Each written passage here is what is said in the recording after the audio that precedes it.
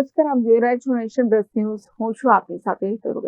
સુરતના સિવિલ હોસ્પિટલમાં એક મહિલા જૂની બિલ્ડિંગની બાજુમાં આવેલા વિશાળ વૃક્ષ પર ચડી જતા દોડધામ મચી ગઈ છે.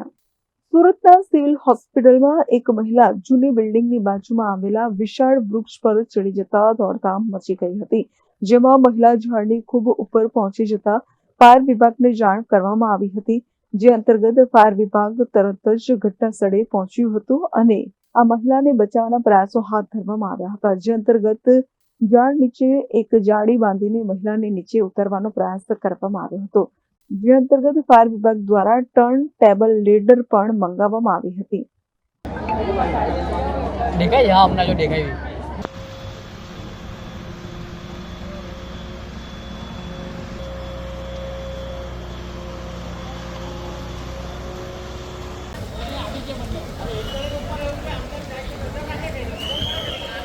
Bureau report, nation plus news, Surat.